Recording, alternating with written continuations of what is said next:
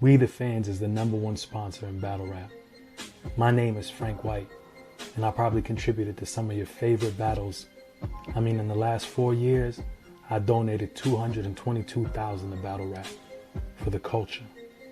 Check out We the Fans Global on Instagram for the full catalog of battles I sponsor.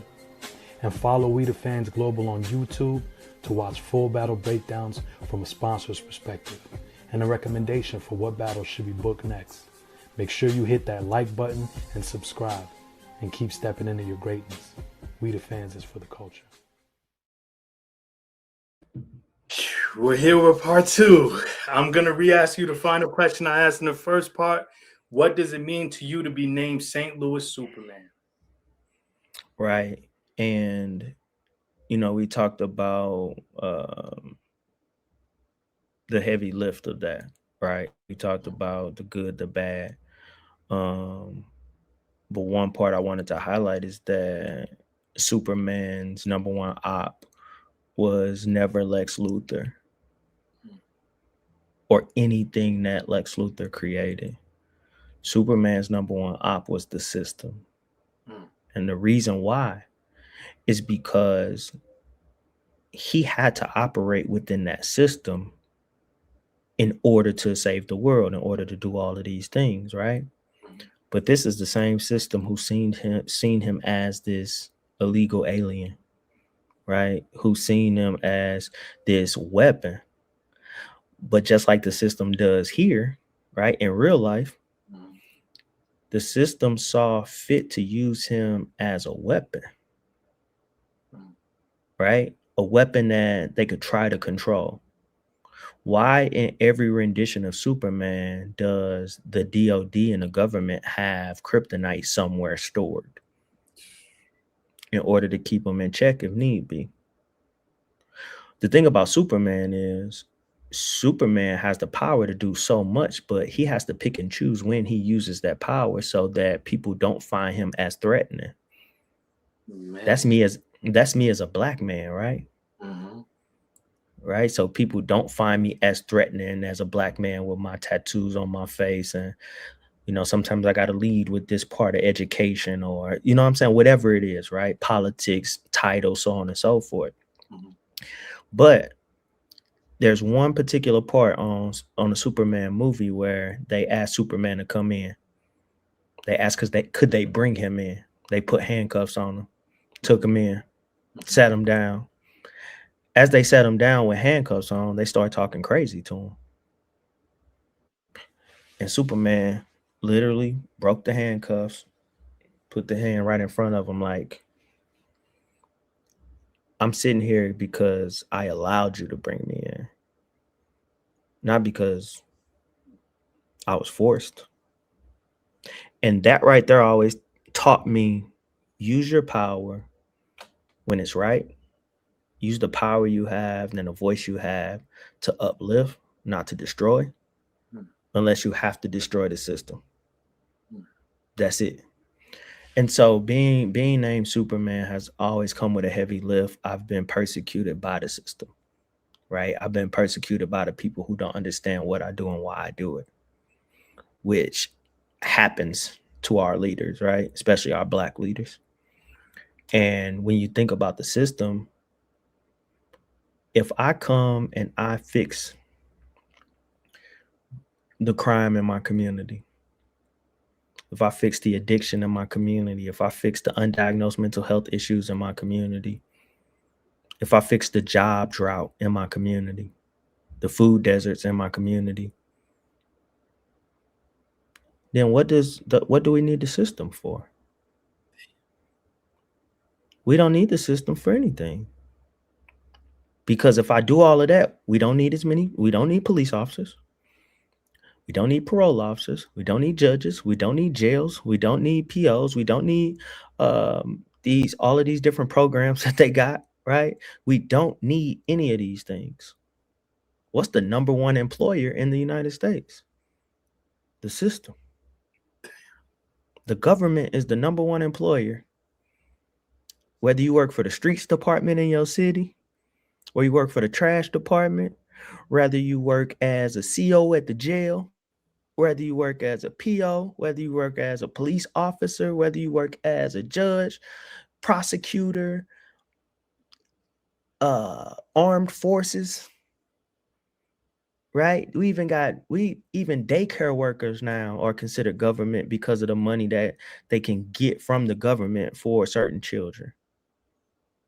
So what happens, right? We don't need Section 8 anymore. We don't need food stamps. We don't need any of these things.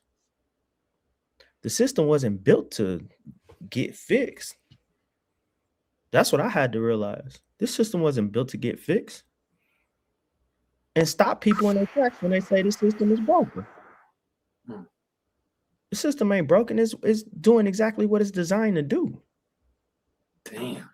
This system was built when we was not even considered a whole person, and we're still running on some of these same laws and same rules. So this system ain't broke. It's working for who it was supposed to work for. And this system worked. And when you think in superhero terms, you think about Superman, that system worked the way it was supposed to work. But Superman came in and was like, no, we gotta do this for the people. What's right for the people? I gotta sacrifice for the people. And that's how I came in the game, right? I came into the whole thing as I'm gonna make the ultimate sacrifice. In my new battle with Chef Trez. I said, you know what's the difference between me and these other activists? I'll tell you the real story. We was all willing to die for what we believed in. I was the only one willing to kill for it. Okay. And I understand how it worked. So I understand what the fix is, and the fix ain't what I thought it was. Right? The fix ain't what I thought it was when I first got in there. What do you mean by that? Oh, fix is when we said in B.Battle, the revolution will not be televised, but it's being YouTube. It need to be televised. And it needs to be a real revolution, right? Because Malcolm X told us we can pick the ballot or the bullet. Now we've tried the ballot. We continue to try the ballot. And it's not working. It's not working, right? But what happens when we take matters into our own hands? And let me clear it up, because we know how this shit goes. I'm not talking about some super duper violent revolution, right? Yeah. But I'm talking about, we talk about the right to bear arms. When you look at the Second Amendment, it says it gives you the right to bear arms, right? And it talks about a well-regulated militia. I've only known one well-regulated militia in the United States ever, and that was the Black Panther Party. So we policed our own community. We created breakfast, dinner, and lunch programs. We created what now known as urgent care. We created what's now known as WIC. We educated our own children in our community, right? What we need the system for? The system saw that, and look what they did. COINTELPRO, infiltrate, right? Yeah. There was just like everything else that we do in Flourish, Black Wall Street. You come bomb us, right? Martin Luther King, one of the most knowledgeable and most well-loved voices. And then in 1968, he considered the most dangerous man in America. Why? And then gets killed. See, people try to make that difference between Martin and Malcolm. What's the difference? Because guess what? They both got the same fate. So who are you to tell somebody they need to be more like this or more like that, right? Whose philosophy was right? Whose philosophy was wrong? What about using both philosophies, right? What about combining them? What about working together like they actually did that people don't know, right? They knew they had to play bad cop, good cop. They knew Martin was the more digestible one for the system, so we can go talk to Martin. So Martin's job is to get what we need, right? Malcolm's job is to scare you over there. So you got to talk to one of us, and you damn sure don't want to talk to Malcolm, right? It's these different strategies that we have that we could use in life right now. And like me and you talked about, right? I didn't know if this was something you wanted to bring up or not, but it's just perfect timing, in my opinion, of what Black unity looks like. Yeah, I mean, yeah, I grew up listening to Pac, and I told you off air, my mind, I've always fantasized about our community being united and our community achieving so much together. Even last night with the Oscars, watching a predominantly Black cast, win so many awards, but that's from Black people working together. It's from the director choosing Black actors. It's from the Black actors being, working together to bring that full field of culture to the screen. Like us together, unstoppable.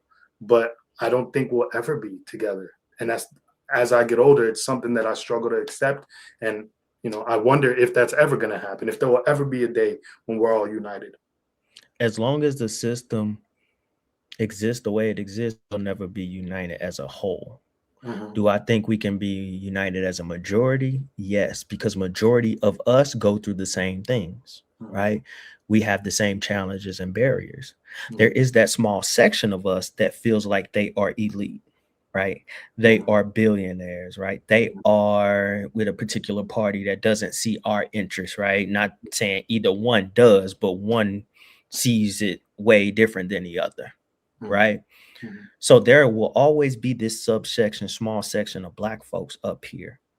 And they will never be able to unify with us, because if they unify with us, it takes away from what they have. Damn. In their mind, it takes away from what they have. In reality, it doesn't. It really just adds to what they have. Right. And they're forever, even at that level, there's always ways in which the system reminds you how they perceive. Absolutely, right? But they rather play Russian roulette with the system than unify with their people, right? And like Harriet Tubman said, whether it was right or wrong, or whether it's factual or not, I freed thousands of slaves. I could have freed thousands more only if they knew they were slaves. Damn. Harriet Tubman had to shoot other slaves because they was gonna go tell. Because they were so embedded into what the master was doing, and they didn't want to get whipped, or they didn't want to take these L's. Like they didn't want to. No, I know you finna snitch. Let me get you up out of here. And but it's like, but there, even now, like there's still pockets of Black folks who don't want to see other Black folks succeed. Absolutely, but look where that come from. That come from self-hate. They come from self-hate past. But you know what, bro? It's crazy, but it's not crazy, because think about it. Let's talk about here's an example of it. Let's talk about discipline. Right? Now, it's a lot of, I'm gonna say most, but it's a lot of Black folks that whoop their kids. Yeah. Fact. Right? Use a belt or whatever it is. Go a generation back, the grandmother, she whooped. The great-grandmother, she whooped. The great-great-grandmother, she whooped. So when we go back through 7 generations, we get all the way back to slavery. That wasn't a defining practice in our community, because we was already getting whooped. We was already getting whipped. Our kids was getting separated from us. Why are we gonna put our hands on them? Damn. Why are we gonna discipline them in this way? Right? I never thought about that. But the slave owner was teaching us with their Bible, with their versions of the Bible, that you spare the rod, you spoil the child.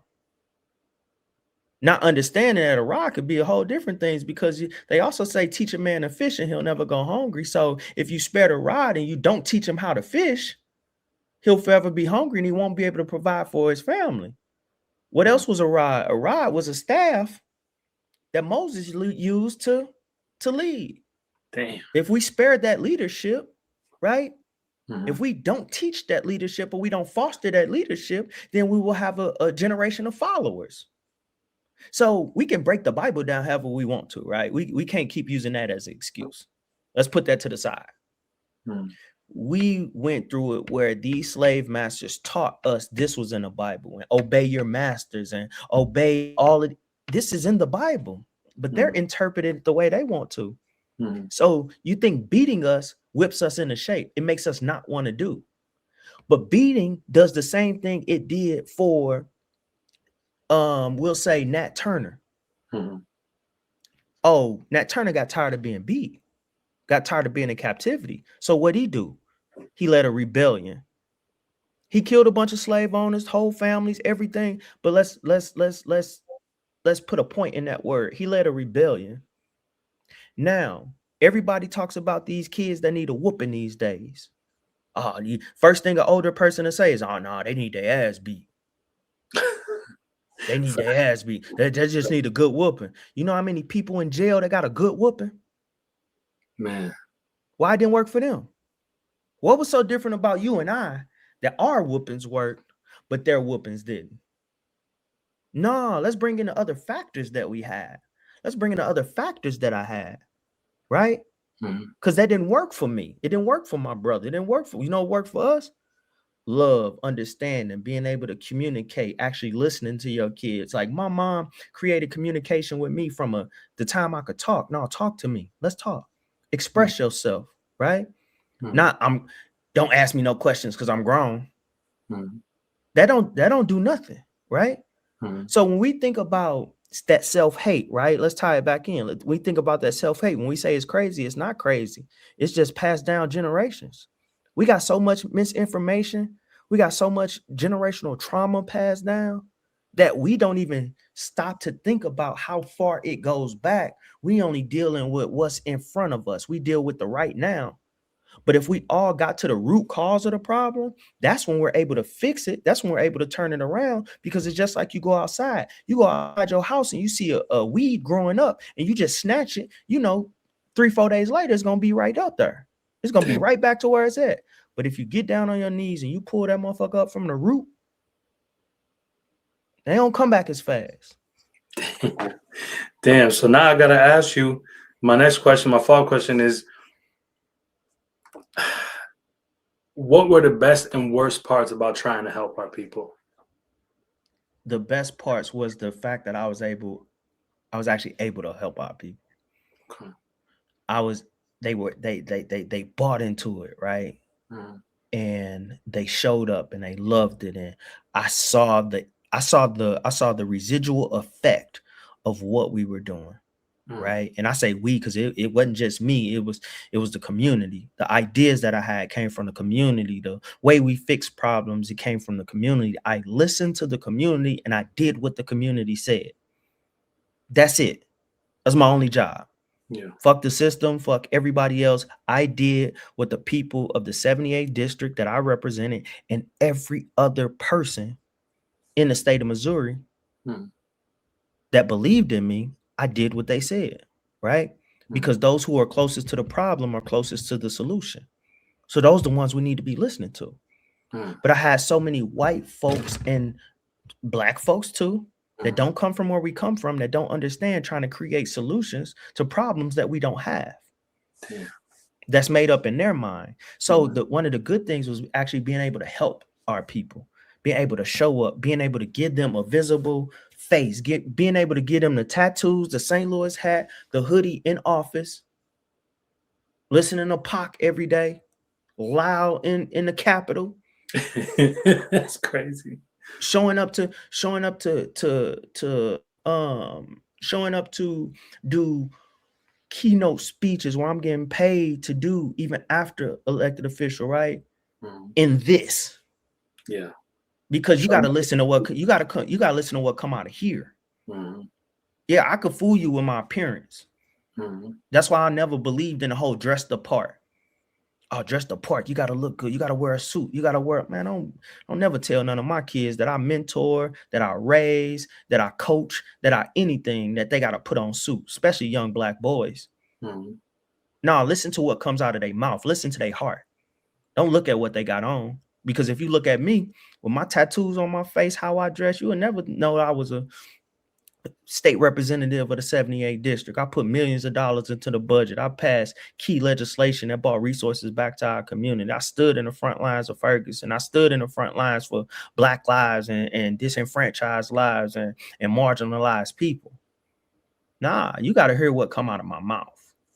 And so that was one of the good parts. The bad part is when they came for me, when the system came for me, 95% of the people that I stood for, that I risked my life for, that I bled for, that I cried for, that I sweated for, didn't have my back.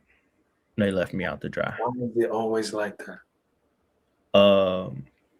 They got so consumed with news stories. They got so consumed with what the system said happened that they fail to realize that all of this is bullshit, and you know it's bullshit because of how I showed up for you. Like your actions spoke for you. My actions. Yeah. Because you can put anything in a newspaper. Police lie on police reports all the time. Right? People lie on people all the time. People lie on people all the time. Yeah. Right? Yeah. So why is it so far-fetched to believe that this person who y'all call Superman, and y'all called him Superman, why? Why did y'all call me Superman? Did y'all call me Superman because I showed up for y'all every day, not worrying about nothing else, stood in the front lines, put my life on the risk, risk my life for y'all? Did y'all call me Superman because I showed up and I changed your life and I changed what was happening in our community? Right? Or did you call me Superman because the people that actually didn't stand for me was my real kryptonite? Damn. And those are the same people you were trying to help.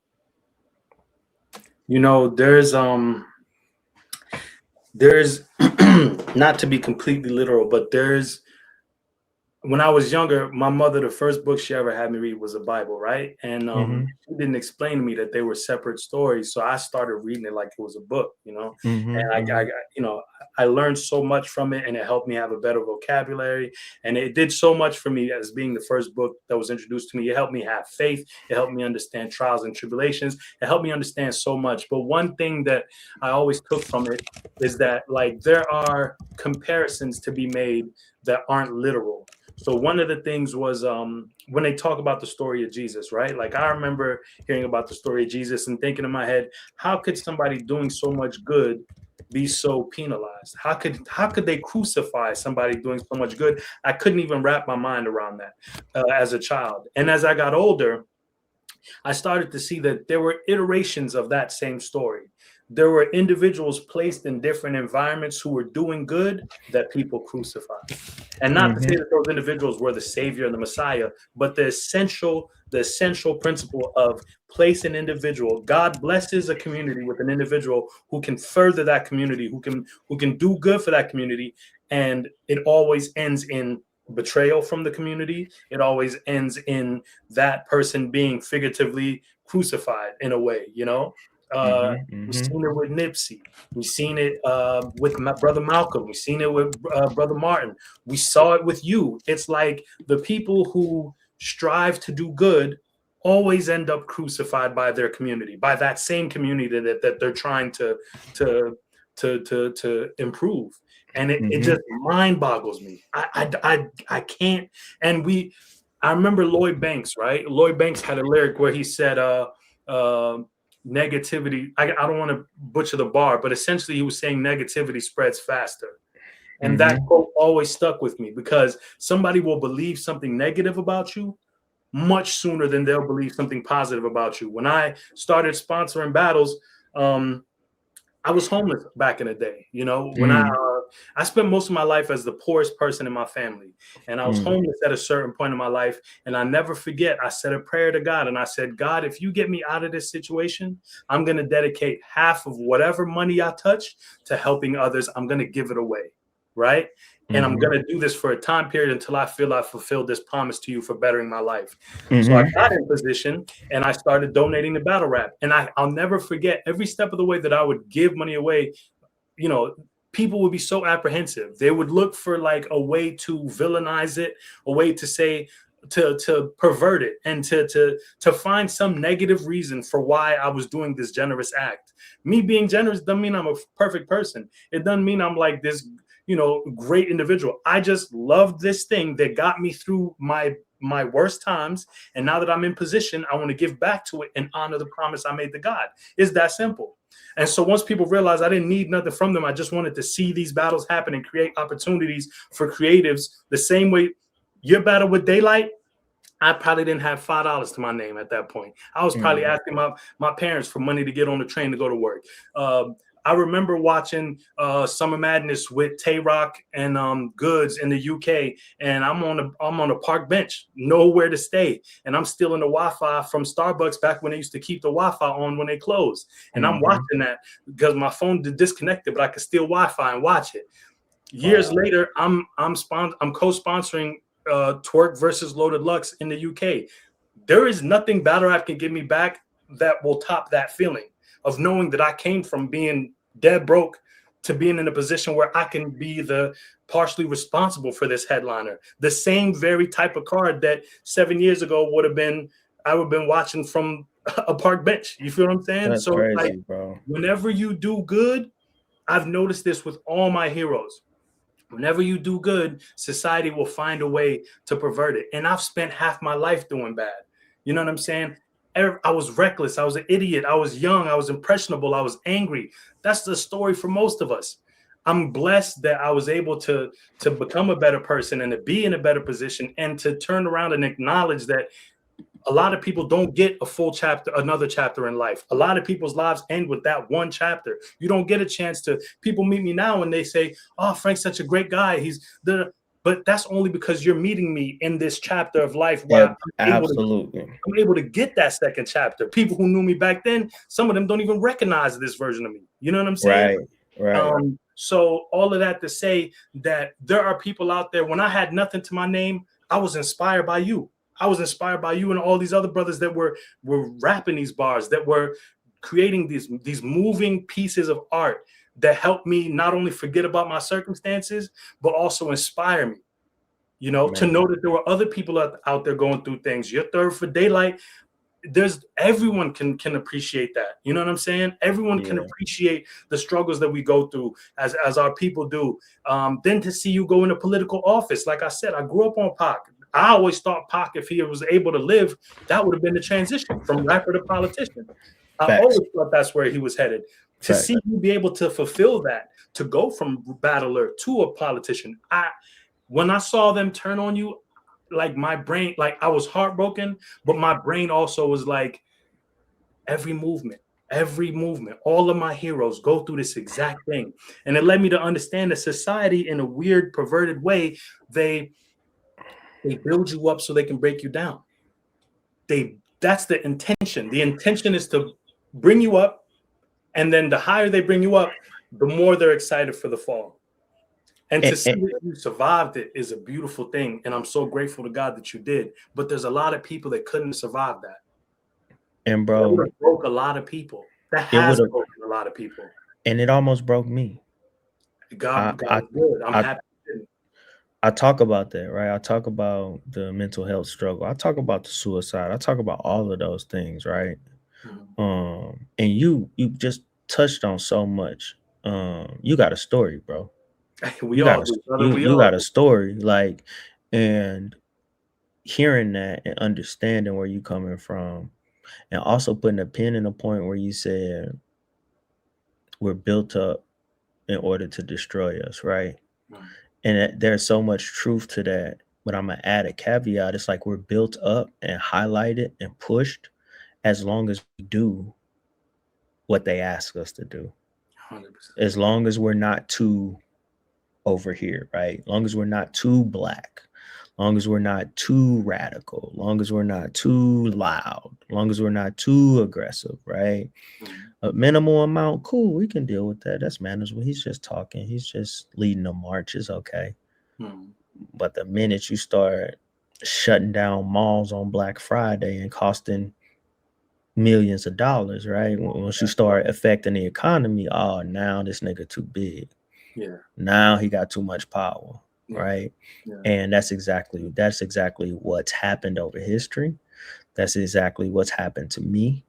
That's exactly what's happened to so many of our Black leaders, It's right? crazy to me. And then they get to the point where it's like, all right, who wants to be a leader then? That's what they want. Mm. But I'm not signing up for that no more. I got a family to raise now.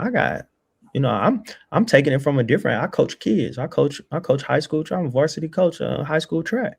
I'm Okay. touching lives in a different way. I'm sending kids to college without having to pay for it, right? I'm showing them they can do things that they've never done before, on top of teaching them about life, on top of teaching them about the system, because most of my kids are predominantly Black and brown kids, Mm. right? And so I've now been able to transition my voice into doing what I normally do, only to feed into our young people now. You know what I'm saying?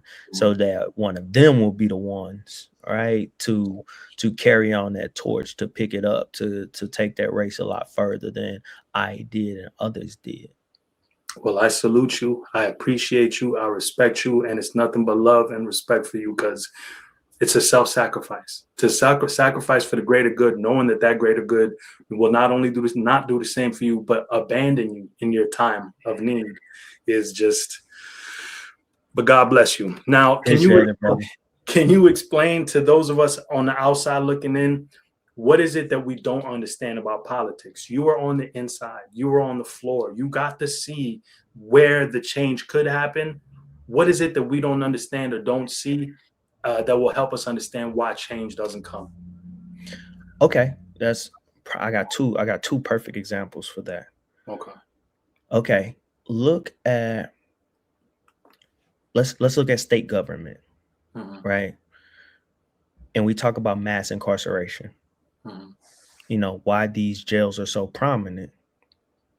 In order to be a district in any state, in order for you to have a district, okay, I am the state representative of so and so district, right? Mm-hmm.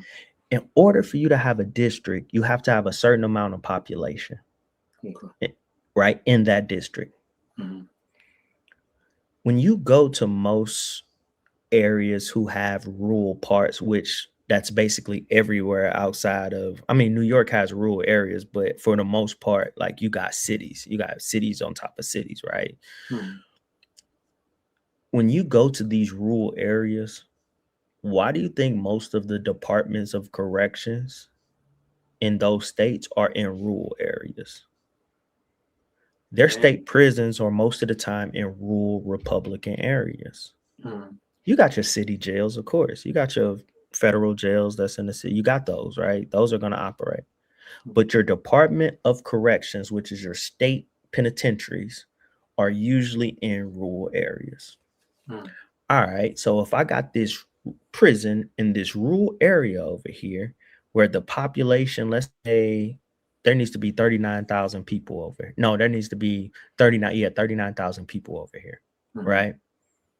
But the population over here is 37,200. You don't meet the threshold.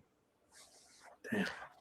But everybody in that prison gets counted as population for that district. So with the prison population, they meet that threshold. So now we're going to build this jail over here because we know we can put 2,000 people in jail and it'll get them over that hump. Damn. We're going to build a jail over here because they need 1,100 people. So we'll make this a women's prison because statistics say this amount of women will commit crimes, or they commit this amount of crimes that will find them punishable by state time, right? Mm-hmm. It's a science to it for them. Damn. So when we look at that and when we understand that the system isn't broke, the one thing we have to understand is that the system isn't broken, is doing exactly what it's designed to do. You cannot fix your house with the master's tools. You can't do it. We literally want to take politics, right? And there are ways we can do it in politics, but you got to be a different type of politician. You got to be a different type of voter, right? You got to be a different type of community leader that's going to bring all these together in order to affect the political system. right? Mhm. So as a voter, as a community leader who has a voice that can get people to vote, and as a elected official who wants change, true change, real change, like Cori Bush in St. Louis, right? Mhm. In order to do that, we have to be demolition men. Now, this system, think of it as a house. And for years, this house have been built, and you elect people. The people that you elect are those are the people who upkeep the house. So over this time that the system has been built, the people we elect, they come in there and they've changed the carpet, they fixed the siding, they fixed the windows, they patched up the roof. Who's ever came in there and knocked the entire house down and dug up the foundation, because we know the foundation that the system was built on is flawed and fucked up. This isn't a foundation for everybody. This isn't a foundation that's reflective of what the United States looks like now. This ain't the foundation that's reflective of what hoods and black and brown communities look like, and indigenous community looks like in our state, right? In our country. So we haven't elected too many demolition men. When we try to upkeep the house, there's nothing new under the sun. We're gonna just keep repeating the same processes. We can't keep relying on the president, because the president can't do shit but what Congress and the Senate allowed them to, right? Outside of this goofball we have in office now, right, where you just go do shit. Yeah. But it's also like you need both parts of that house, right? You need the House and the Senate to pass things. Who's ever in majority, that's what's gonna get passed, right? So if Republicans in majority, their key items are gonna get passed. Democrats, their key items are gonna get passed, right? But we have to concentrate on our local government. Who your alderman is, who your council person is, who your mayor is, who your committee person is in your community. That's way more important than you talking about who the president is. Because Republicans came into charge by being able to start from the bottom, build their local, right? Because local feeds into the state, build their state, state feeds into the federal. It's the reason why places like Missouri used to be blue, then it went purple, then it went blood red, right? It's the reason why some of these swing states are swing states now, and they've been Democratic states, right? Or they're moving towards more red states when you think about like political ideology. And so understanding that the system isn't broken, it's doing exactly what it's designed to do when you go into that voting booth, right? Understanding that we can't get free off the backs of others. Meaning, if they are persecuting Hispanic folks who they deem as illegal on land that's already stolen, we can't have the attitude, well, as long as they ain't fucking with us, then we cool. Right. Because almost every barrier that was put in place because of Black folks and persecuting us and getting to the point where we had Jim Crow, right? We had the prison industrial complex. They said we was free. They let us loose per se, but then they stopped us from going from certain places. They stopped us from living certain places. They stopped us from building. And then they had to throw us in jail because when they looked around the country and see how the damn country was built, we built it. Damn. We built it. We were your economy. Now we're free, so we can do this for ourselves. Oh, y'all don't want that. Because then we're gonna populate, we're gonna produce, we're gonna be prominent, right? Like we're going to create our communities like we did with Black Wall Street. And you see what they did to us then. So we have to go into these voting booths, know that this shit ain't set up for us. So we gotta go against the grain. We got to go against the grain, and we got to do something different than what's been done. But we got to concentrate on our local elections. We have to be the ones. We can't keep looking for everybody else to save us. Mm-hmm. Whatever community you from, whatever your hood is, they know you in your hood. Imagine if every battle rapper who get up there and talk they shit, Tay Rock from Edgewood, right? Mm-hmm. You look at Surf, right? Let's just say Surf barring legalities. Free to Surf, wait, 100%. yes, Surf, you got Newark, you Mm-hmm. got me in St. Louis, you got Magic in St. Louis, you got Verb, you got Holla, you got Ill, right? Mm-hmm. You got Geechee in Cali, you got Official down in Louisiana in her particular hood, right? Mm-hmm. You got Big T in Chicago. You got Loso down in Tampa, Mm-hmm. right? You got Chef Trez in the A. Imagine if all of us ran for alderman or councilman in our particular communities. We would win off notoriety alone. Alone. That's a fact. That's right? a fact. That's a super fact. T-Top in the Carolinas. Swamp could damn near be governor of South Carolina. Man. But when you think about it, we actually got that power, right? So more of us need to start saving us. I took that step. I took the step. And if I had 1,000 of me around, that's it. Just 1,000 of me around the country. It's over. Oh, it's a wrap. I can't be the only. But if I had 1,000 of me around the country, if I had 50 of me in Missouri, man, stop it. Stop it. We got to save ourselves. So when you think about politics, let's save ourselves. Let's not look up too high. Let's not look left too long, right too long, nowhere. Look in the mirror. That's who's gonna save you. So what can you do? Can you run for office? Maybe you can. Can you inspire somebody else? Maybe you can. Can you get out in the community and galvanize and get people together? I know you can. Can you get together and get everybody together on what our issues are, right? And how you fix them? Because we know how to fix our shit in our community. Mm-hmm. All right, let's get together. Let's get together as a collective. And if we start doing that in our own particular communities, it's going to have a positive domino effect to where we'll start to connect. Malcolm X talked about Black folks in everywhere that's set up, whether you're African American, whether you Latino African or Afro Latino, whether you in the UK and you African, wherever you at, Black folks need to start organizing together.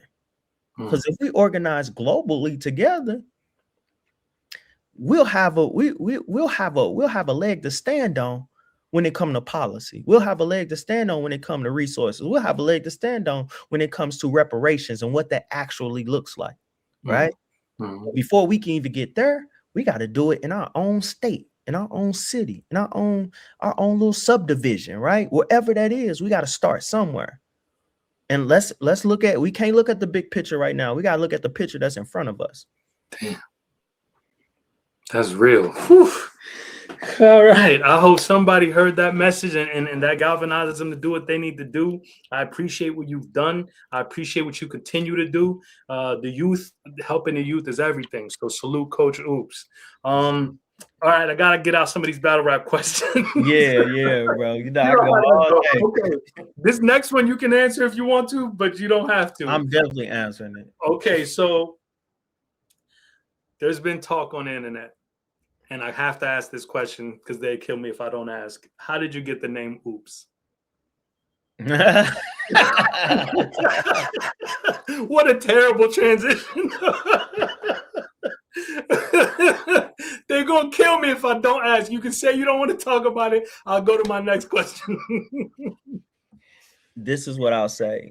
Okay. Everybody knows this is my last year as an active battle rapper, I'll say, because I think people throw that retirement word around too much.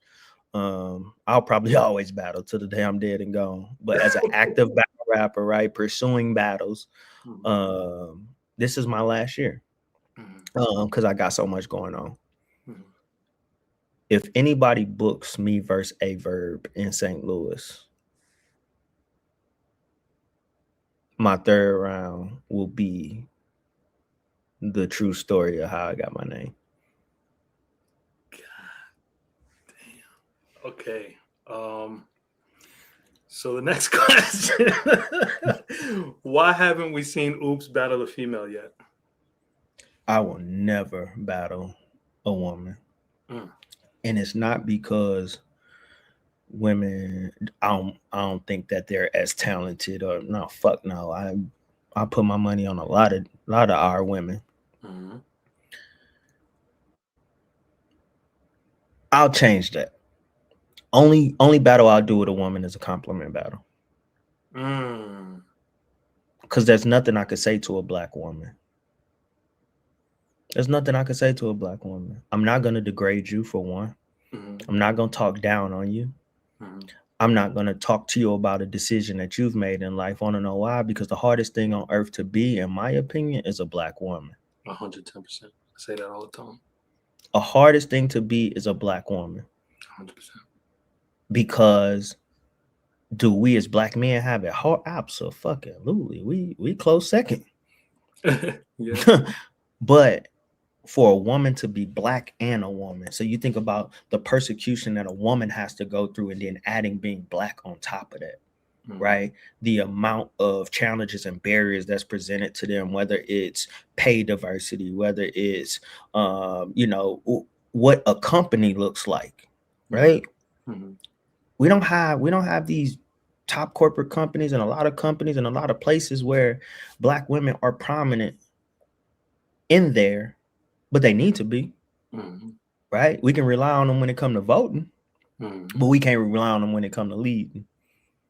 Nah. So for me, I'm not going to even craft a third round that talks to a black woman in a way that you could do something better, because who the fuck am I to tell you that you could do something better? As a black man, I can tell you what you need to do better. As a black man, I can tell you what you need to do better. I can show you what you need to do better. And I'm going to be the one to help you do it after we rap about it. But a black woman, how fucking dare I? I would never. I was brought into this world by a black woman who's perfect in my eyes. I don't care what mistakes she done made. I don't care. She perfect to me. My wife perfect to me. My daughters are perfect to me. So I can't. There's nothing to talk about unless I'm finna sit here and uplift you and call you how beautiful, tell you how beautiful you are, and you know what I'm saying, how amazing and miraculous it is that you doing what you do and able to Yeah, I'll have a compliment battle. I'll have a compliment battle. That's what we need to see then. A compliment battle. Okay, well, you talked about you and Verb, and I definitely look forward to that battle. That's one definitely that I'd love to see happen. But speaking of St. Louis, give me your honest top 5 St. Louis battles all time, and I need it in order. Oops. Number 1, B Magic. That's one. Number 1, B Magic is, and I'm gonna tell you the truth, it's sort of biased. Okay. But it's biased because Magic is my brother, and I've seen what Magic has gone through. I've seen the things that Magic has had to endure in life while writing some of his most legendary shit. Right? I've seen the way he impacted battle rap and changed battle rap.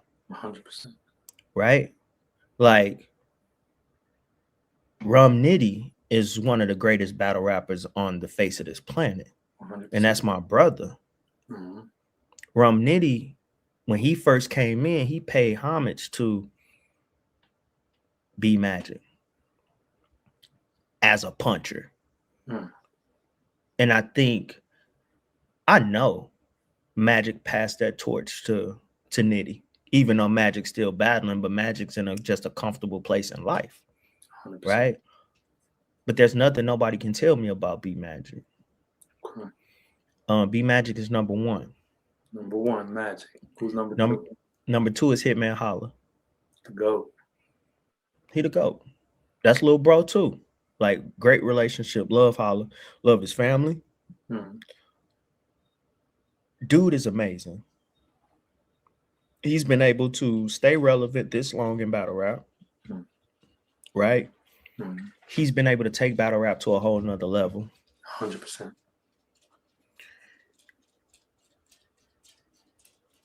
Actually, move Magic to 2 and move Holla to 3. I'm gonna give my number 1 last. Okay. So number 2 is B Magic. Number 3 is Three Hit. is Holla. Holla being an incredible GOAT. 3, my favorite number anyway. So I like you putting number 3. Salute Hitman Yeah, Holla. Okay. Who's number Holla 4? is what it is. Number 4 has to be Avert. Okay. Salute Averb. If you take away the bullshit that's been going on, if you just look at his pure talent, Mhm. Verb is one of our pioneers, right? Agreed. Verb is amazing at what he do when he decides to be amazing at what he do. 1000%. And I don't care what the stories are. I don't care about any of that. What I care about is people understanding that the culture of battle rap doesn't advance the way it does without St. Louis battle rappers like Verb, 100%. right? Not saying we're the say all be all. Not saying we the, you know what I'm saying? We the Elmer's glue to it to keep it all together. But you don't even have a Midwest movement for real, right? Mhm. And also Verb made it known that, oh, we can go up to New York and rap with these niggas, man. 100%. Oh, we can, yeah, bet, cool, right? All right, bet we could do this. You know what I'm saying? So nothing but respect, talent wise when it comes to Verb. So for Verb,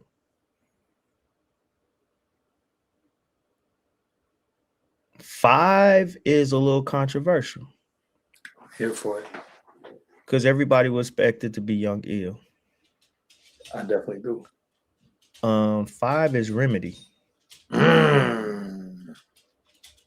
5 Okay. is Remedy because I saw Remedy beat Holla at Fight Club tryouts in St. Louis. And I saw Remedy get cheated. Damn. Out of that win. And Damn. I already told you, Holla, my little brother, that he family, and the utmost respect I have for him. 100%. But Remy in that battle said, I'm so ahead of my time, I do my ad-libs first. Crazy. That was in 2007 or 8 or something, before that type of, you know what I'm saying? People even rapping like that. T-Dub-O and Remedy, one of the best battles on Street Status platform and one of my favorite battles of all time. I know Remedy. I know him as a person. I know what Remedy can rap. You know what I'm saying? I think he gets overlooked a lot.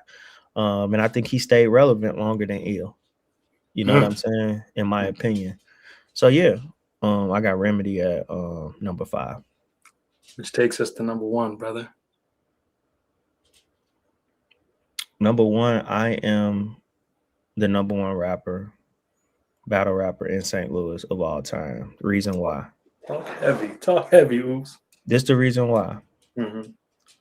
Holla has more views than me. That's not even arguable. Right?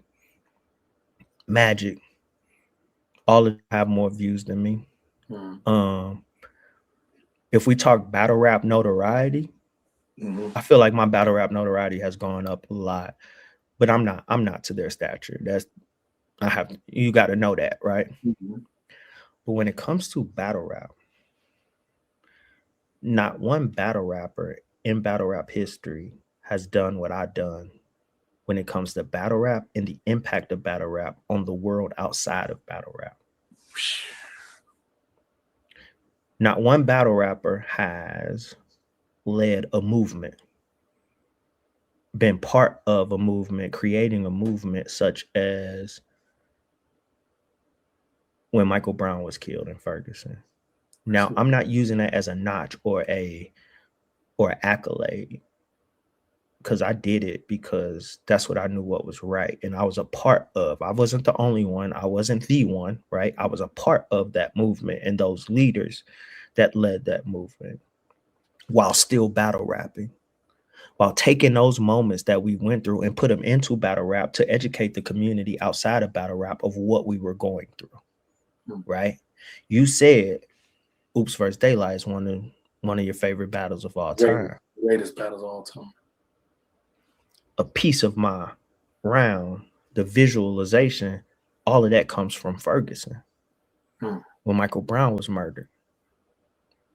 That battle went viral. That round went viral. World Star Hip Hop, Twitter, Facebook, everywhere. Right? Mm-hmm. Cool. Politics. Not one battle rapper has ever been elected to office, let alone major office, a state office. I was the state represent. I was the honorable Representative Bruce Franks Jr. from the 78th district. Big salute. I took battle rap into the chambers to the point where I would debate with other Republicans, and they would say, "Hey, as long as I'm battling, as long as I'm arguing with Representative Franks and not Ooops, don't give me one of them Ooops third rounds." And I said, "Well, you're gonna get an Ooops third round every time I step on the mic." That's crazy, right? Yeah. To the point where now let's take it a notch up. St. Louis Superman documentary gets nominated for an Oscar. Incredible. That documentary is about Bruce Franks, the father, the elected official, and the battle rapper. A third of the documentary is about battle rap. Some of your favorite stars, their favorite scene of that: Mark Ruffalo,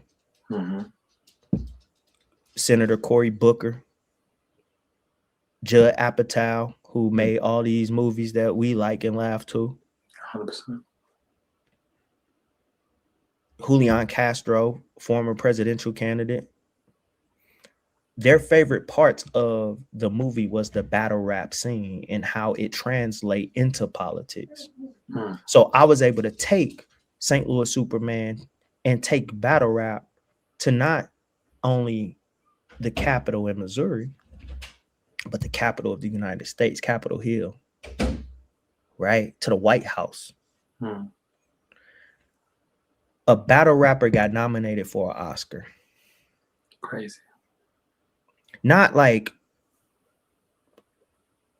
got nominated, didn't show up, or got nominated for something like that they don't even show on them. You could have watched the Oscars in February of 2020 and saw Ooops in the crowd with my red suit on. Yeah. As Mark Ruffalo read off the nominees and said St. Louis Superman, and they showed the scene from the battle rap as one of the preview parts, and it flashed on me. National TV. We know how many people watch the Oscars. 100%.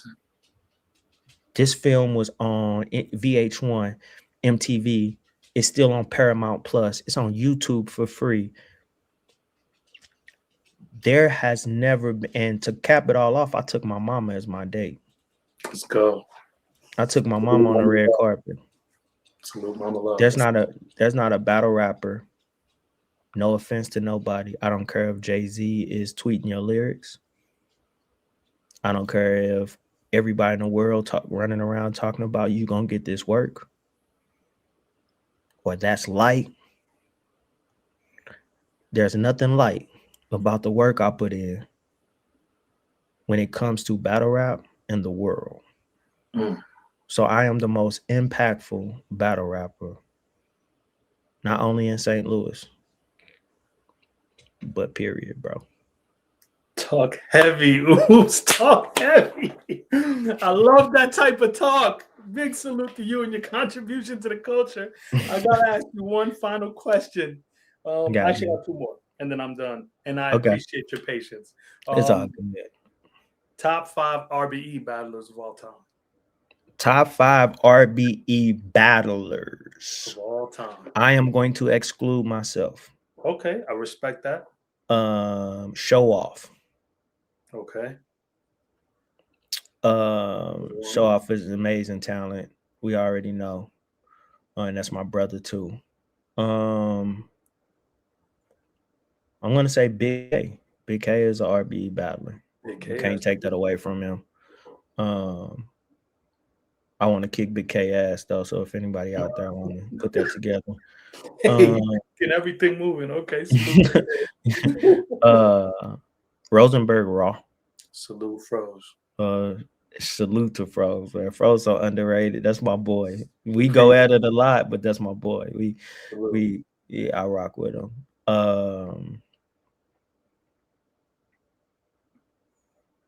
You only got 2 left, brother.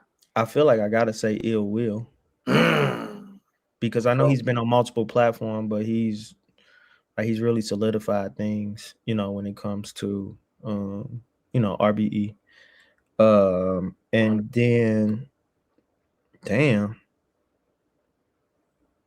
Oh, Jay Murder. Yeah, Jay Murder. Big salute to Jay Murder. That's my brother too. Yeah, Jay Murder. I will smack the bitch out you and chill with her. Big salute to Jay Murder. My final question to you, Oops. What does it mean to you to be from St. Louis? This week I've been celebrating St. Louis. I'm interviewing Street Status O tomorrow. And I think St. Louis has done so much for battle rap, from Verb's lyrical ability to fighting all these top tiers, to Hitman Holla showing what young black men can do and how far they can go, how successful they can be, from battle rap to TV to basketball events, just showing us albums, just showing us everything battle rappers can do. B Magic changing the way we put bars together, making us understand how incredible punching is, and really shifting the entire landscape of battle rap. You being one of the most prominent individuals to not only have incredible battles, but to live the revolution that we were raised on, to embody that, to be what Pac rapped about, to go outside and fight for us, put your life on the line, even with the family at home, what you do for the kids to this day.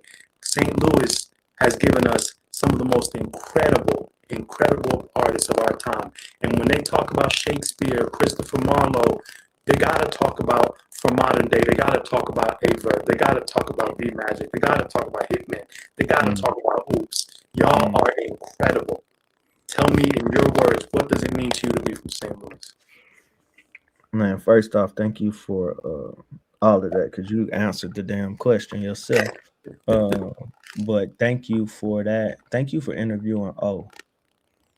Thank you for interviewing Street Status O, because without O, it ain't no St. Louis battle rap. And O is a person that I don't feel gets his just due. So before I could say anything, I want to thank you for taking the time out. And you tell O that I said St. Louis battle rap does not exist without him, and he the reason for the season, dog. So I appreciate that. What it means to me to be from St. Louis is everything. I love my city, man. I love the good, the bad, the indifferent, and everything else. And the amount of talent that we produce from St. Louis, people truly don't understand. Some of your most influential people in history are from St. Louis. Chuck Berry created rock and roll, is from St. Louis. Right? Maya Angelou is from St. Louis. Dick Gregory, comedian and civil rights leader, from St. Louis. Josephine Baker, right? Cedric the Entertainer, Red Fox. Like, we got legends from St. Louis, and now we can honestly say we have legends in battle rap, right? You talk about Verb, Holla, Ill, Magic, me, Remedy.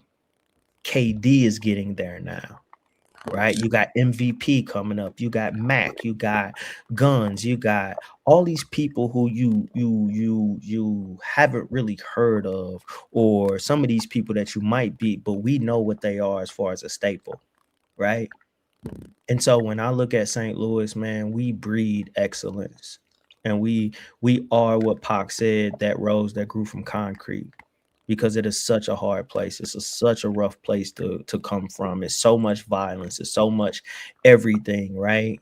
And to be able to withstand that, and for us to still look at our ages. Me and Verb are over 40.